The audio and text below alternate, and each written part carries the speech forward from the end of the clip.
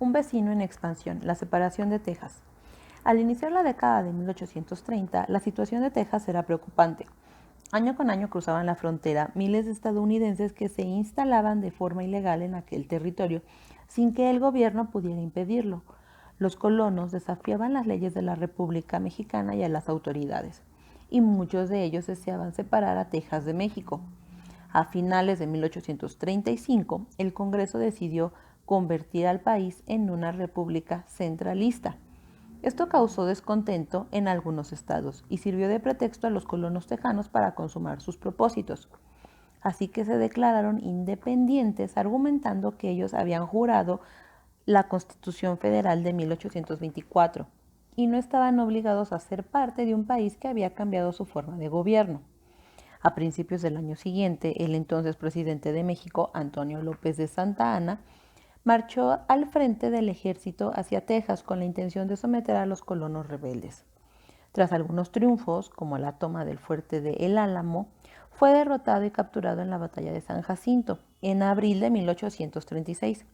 Mientras estaba prisionero, firmó un acuerdo en el que aceptaba la independencia de Texas y ordenó la retirada de las tropas mexicanas. El Congreso se negó a aceptar este convenio y consideró que Texas continuaba siendo parte del país.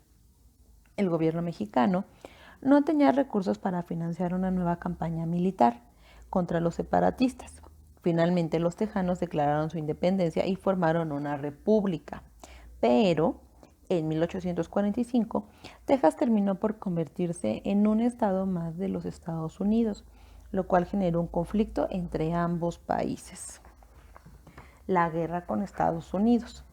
Una vez que Texas se incorporó a Estados Unidos, este país buscó extender sus dominios hasta las costas del Pacífico. Para conseguirlo, propuso a México la compra de Nuevo México y California, pero el gobierno se negó a vender estos territorios. Ante esto, el gobierno estadounidense planteó conseguirlos militarmente. A pesar de esta amenaza, los grupos políticos mexicanos no suspendieron sus disputas y, por el contrario, siguieron enfrentados entre sí. En tales circunstancias resultaba muy difícil afrontar con éxito a un enemigo mejor preparado para la guerra. Los primeros enfrentamientos se produjeron en abril de 1846, en la frontera entre Texas y Tamaulipas. En mayo, Estados Unidos le declaró la guerra a México. Durante los meses siguientes, los soldados estadounidenses invadieron nuestro país por dos frentes. Unos atacaron por Tamaulipas, Nuevo León y Coahuila, mientras que otros avanzaron hacia Nuevo México y California. En septiembre del mismo año, tuvo lugar una reñida batalla en Monterrey y en febrero de 1847 se libró otro enfrentamiento de grandes proporciones en un paraje llamado La Angostura, cerca de Saltillo, Coahuila.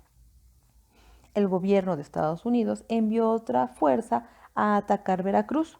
Sus barcos de guerra sometieron al puerto a un intenso bombardeo. Marinos y soldados mexicanos defendieron la ciudad, pero debieron rendirse ante la superioridad enemiga.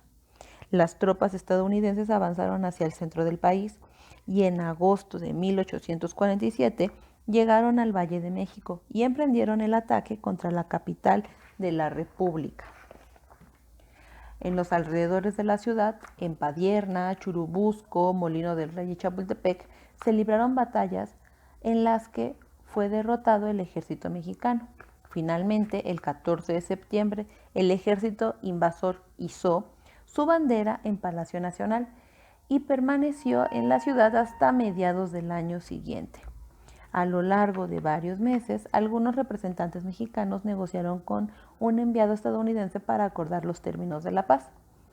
Además de Nuevo México y California, Estados Unidos quería apoderarse de la península de Baja California y partes de Tamaulipas, Coahuila, Nuevo México, Chihuahua y Sonora.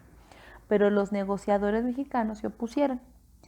En febrero de 1848 se firmó el Tratado Guadalupe Hidalgo, mediante el cual México aceptó la pérdida de Nuevo México y California. Estados Unidos se comprometió a pagar una compensación de 15 millones de pesos. La derrota militar, la muerte de miles de soldados y la pérdida de la mitad de su territorio representaron un gran golpe para México. Durante los años siguientes, el país vivió una etapa de gran desilusión y caos político.